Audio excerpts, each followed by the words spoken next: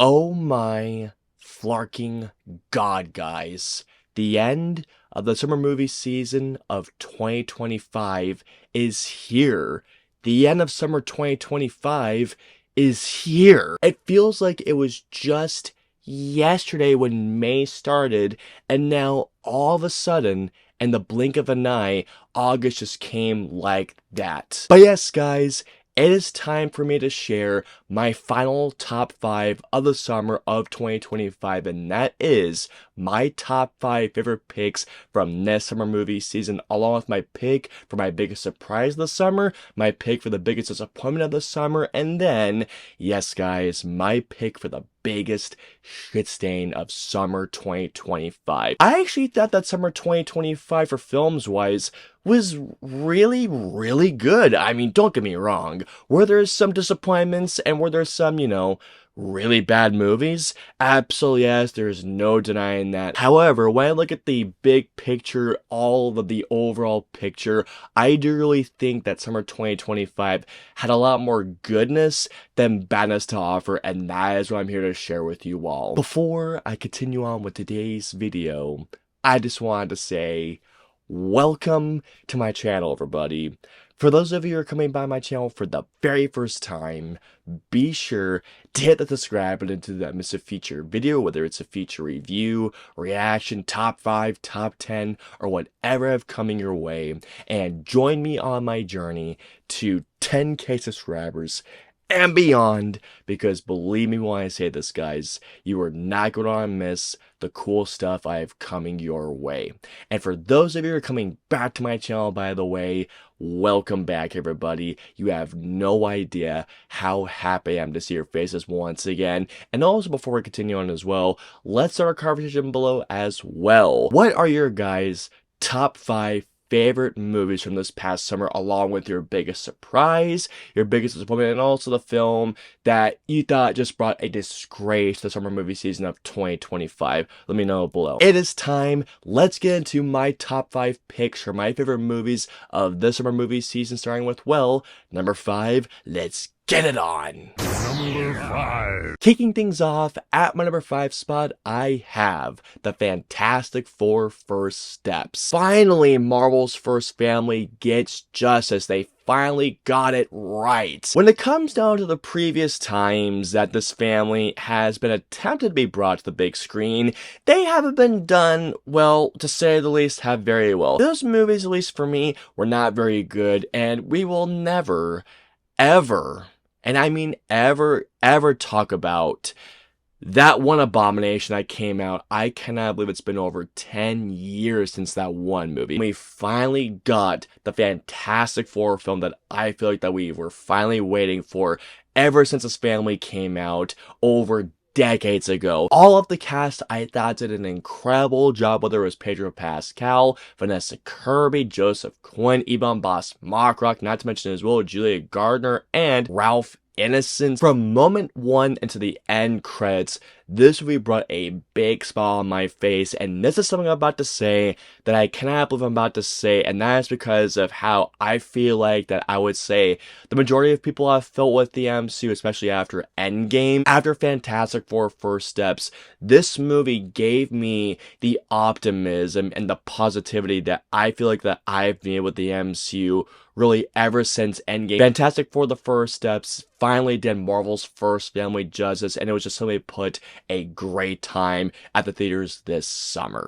Number 4. At my number 4 spot is not only one of the most fun times at the theater this summer, but also the funniest movie this summer, and that is The Naked Gun. Can I tell you all how happy it made me and how joyful it made me feel that I saw this in a theater on a Saturday night with a packed audience full of just generations of people. The Naked Gun not only provided me with the most laughs of not only the summer, but really of the entire year, but honest to God, this is a film that gives me hope for the future of spoof comedy. I hadn't laughed not only so consistently throughout the film's runtime, but also I had never laughed so hard in a film in such a long time. Can we also mention how awesome Liam Neeson is in this movie and how great his comedic timing is, and not to mention now, Pamela Anderson was also hilarious in a scene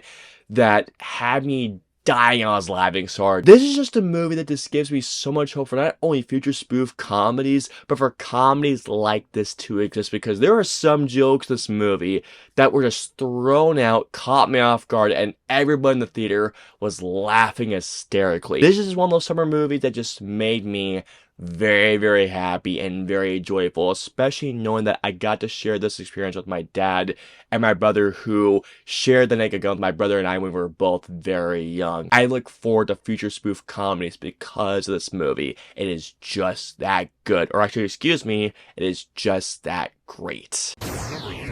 When it comes down to my number 3 spot, guys, my number 3 isn't necessarily a movie that you may associate with the summer movie season, but I gotta tell you guys, the feeling that I got walking out of the theater, I had to include this movie, and that is The Life of Chuck. While The Life of Chuck isn't really a movie that I would go into getting a bucket of popcorn, there is a specific feeling that I got walking on this movie, and it's the feeling that, at least for me, is one of those defining things for the summer. And that is, at least for me, living life or living summer to the fullest. And I gotta tell you guys, this is one of those summers where I feel like I have lived this summer to the fullest, because this summer to me was one of my favorite summers that I've ever lived. The Life of Chuck is just one of those type of films that just gives the message of wanting you to live life to the fullest, no matter what speed bumps, and knowing what could be coming in your future. The Life of Chuck did one thing to me that I didn't think I'd be wanting to do, and that is just this movie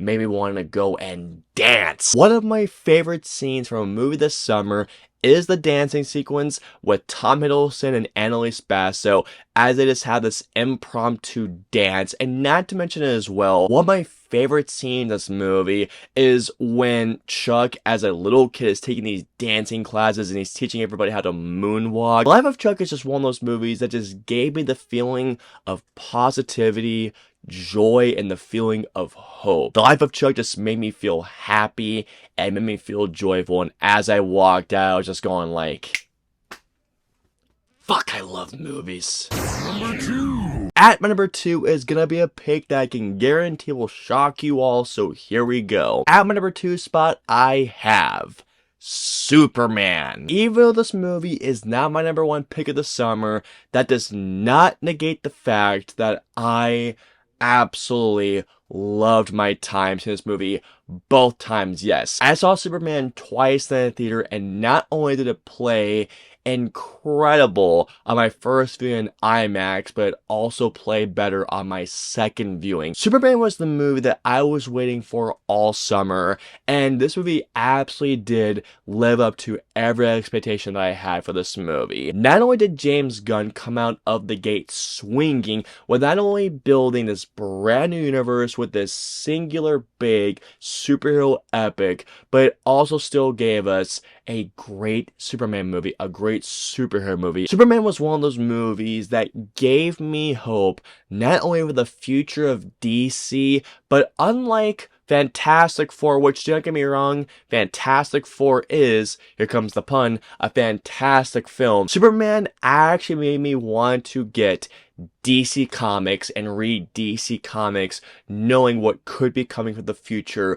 of the DCU, of the DC Universe. Superman still gave me a movie that left me feeling optimistic, but most importantly, it's a movie that left me with a big, dumb smile across my face the entire time. Not to mention it as well, I gotta tell you all, I love that dog. Crypto is just, I want that dog, man. It's number 1. When it comes down to my pick for my favorite movie of the summer, this was the movie that I walked into the theater with a big bag of popcorn, a soda, and I sat down waiting for a film that I thought was going to come out next year, but it moved up 6 months into the end of summer, and my God, what a way for it to end the summer movie season. And guys, my number 1 favorite movie of the summer of 2025 is weapons. Oh my god, I loved this movie, everybody. Just to make sure that this movie was my number one, I saw this movie again a few nights ago just to reassure myself that I love this movie the most more than anything this summer, and my god. Seeing this movie again, it played even better on a second viewing in a big XD theater in Cinemark. May this pick be a little biased because of my love for the horror genre? Sure. But at the same time, here's the thing, guys. The moment that I walked out of this movie, I could tell that I was going to be raving and buzzing with this movie for quite some time. And I am still talking this movie to multiple people. In terms of a summer horror film that combined aspects of mystery, dark comedy, and all leading up to an ending that made me actually cheer and clap in the theater amongst an auditorium, I believe, of 200 people, and losing our collective minds as the movie was going on to easily one of the most bonkers and one of the most satisfying movie endings I saw, or actually, let me reiterate myself here. Leading up to an ending that was easily the most satisfying movie ending I saw all summer. Weapons was the movie that provided me with not only the experience of going to the movies, getting myself a popcorn and a soda, and sitting down with a packed audience and enjoying a communal experience of us being scared, laughing, and leading up to an ending that would just make me go, fuck yeah! I freaking loved Weapons, and Weapons to me provided with the most complete summer movie going experience. I fucking love this movie. My number one, Weapons. Surprisingly good! This is a movie that I wouldn't say that I didn't have any hope for this movie, but I remember when this movie was announced, I believe a couple of years ago, I only thought, is this movie really necessary? Walking into my showing with this movie with one of my closest friends, I didn't have that high expectations for this movie, but I gotta tell you guys, the biggest surprise of the summer movie season for me of 2025 is without a doubt Thunderbolts, or I should say, the New Avengers. I was only really expecting a throwaway Marvel movie, a movie that sure would kind of give us a little bit of an appetizer before the Fantastic Four First Steps came out, but man, Thunderbolts surprised the hell out of me and then some. I actually came out caring about not only a character that I did not like in the Falcon and the Winter Soldier, but a villain that I found to be kind of forgettable in Ant-Man and the Wasp, and that is Ghost. The thing that surprised me the most with this movie is how dark this movie was. I was not expecting Thunderbolts to go deeper into the trauma-filled aspects of these characters even more. It's a movie that left me just caring about characters that I didn't think I would care for, and not to mention it as well, it's a movie that doesn't have really a lot of action as it focuses more on the characters, driving them forward through the traumatic situations of what they have dealt with, and man, by the end of this movie, I am actually looking forward to seeing how the New Avengers, I'll still call them the Thunderbolts because they're, to me, always known as the Thunderbolts. Guys, seriously, if you did not see Thunderbolts, please check out this movie. It's actually really, really good. In fact, it's a great MCU film, and it's a movie that deserved so much more love, and honest to God, I can't wait to see these characters again. I'm really excited to see these characters again, especially John Walker. I want to see more of this guy. Oh, shit! To clarify before I continue on, this is a movie that I did enjoy a lot, as a matter of fact, but it is a film that really could have been so much better. My biggest disappointment of the summer movie season of 2025 is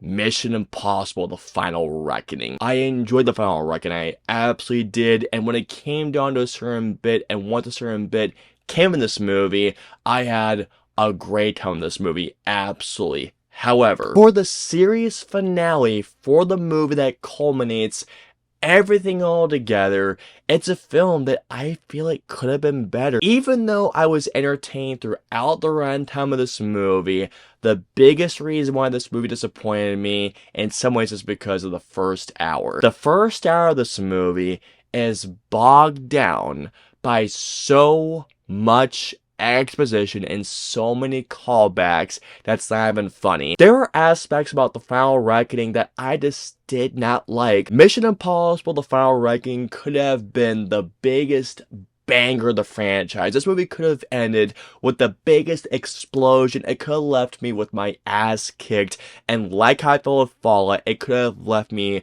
leaving me breathless. This could have been, and if you ask me, it should have been one of the greatest action movies of all time, but unfortunately, in some ways, I gotta tell you, it did disappoint me in more ways than one. It should have been great, and it could have been great. We've gone through my top 5, we've talked about my biggest surprise, we've talked about my biggest disappointment, but now it is the moment that you have all been waiting for. It is time for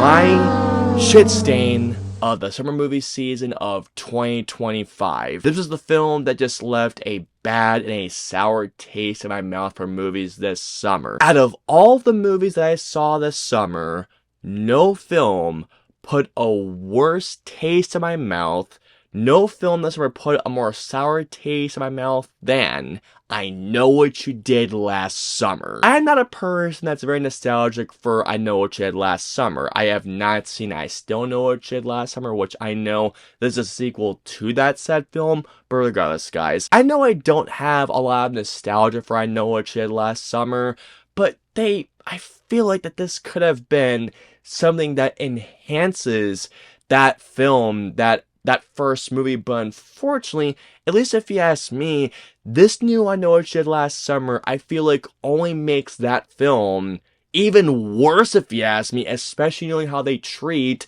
a particular character, Freddie Prinze Jr.'s character. For a movie that's a legacy sequel to a film that, if you ask me, isn't even that good in the first place. Out of all the films that get legacy sequels, this was the film that as I was watching this movie, I just kept on thinking, out of all the films to get legacy sequels, why was it this movie? When it comes down to summer movies, this movie is just a straight up slap in the face, and here we go, just a stain, a disgusting brown stain on what was otherwise a good summer movie season, but I Know What You Did Last Summer had to be that one film that made me go, ugh, no more, please, absolutely freaking not. It didn't do the genre justice whatsoever, and man, this franchise should have stayed dead. It should have stayed dead. Alrighty, guys, that's gonna wrap it up for my picks for my top 5 favorite movies of summer 2025, along with my biggest surprise, my biggest disappointment, and the biggest shit stain of summer 2025. I hope y'all enjoyed it. If so, please hit the like button, or if you dislike this video, hit the dislike button. If you guys want to see in my previous 2 videos, please click it right there or right there. And of course, until my next review or video goes live, I will see you all next time.